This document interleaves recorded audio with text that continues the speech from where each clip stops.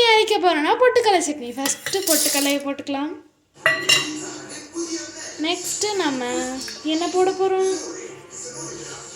தேங்காய் போட போகிறோம். தேங்காவை போட்டுடலாம்.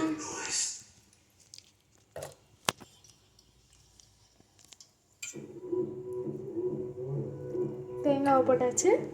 இப்போ நெக்ஸ்ட்டு நம்ம டேஸ்ட்டுக்கு வந்து பூண்டு 2 போட்டுக்கலாம். வேணும்னா நம்ம ஆட் பண்ணிக்கலாம், இல்லைன்னா வேணும். பூண்டு 2 பல் போதும். அதுக்கப்புறம் பச்சை மிளகா உங்களுக்கு வேணும்னா, காரம் அதிகமாக வேணும்னா 3 போட்டுக்கலாம், இல்லைன்னா 2 போட்டுக்கோங்க. அதுக்கப்புறம் இஞ்சி வந்து நம்ம ஒரு கை இவ்வளோ போட்டால் போதும். அதுக்கப்புறம்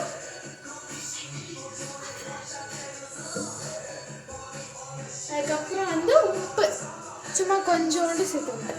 எவ்வளோ வேணுமோ அவ்வளோ சேர்த்துக்கணும்.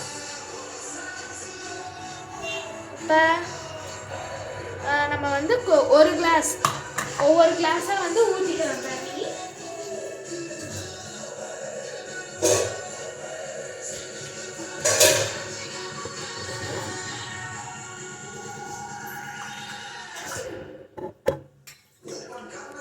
ஃபஸ்ட்டு இவ்வளோ ஊற்றணும்.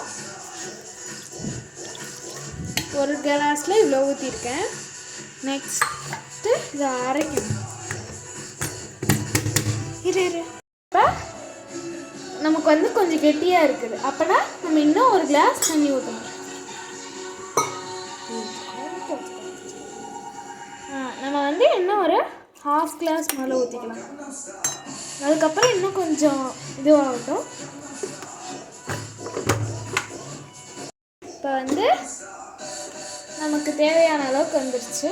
இன்னும் கொஞ்சம் தண்ணியாக சேர்த்து அரைச்சிக்கிட்டோன்னா நமக்கு டேஸ்டிங்க்கு நல்லாயிருக்கும். அப்படியே குலுக்கிக்கலாம். இப்போ உங்களுக்கு பார்த்தீங்கன்னா நல்லா சூப்பரான பொட்டுக்கடலை சட்னி எப்படி இருக்குன்னு நீங்கள் வாங்கிட்டீங்க. வேணும்னா உங்களுக்கு மூடியிலேருந்து டேஸ்ட் பண்ணிக்கோங்க. ஓகே, தேங்க்யூ ஃபார் வாட்சிங்.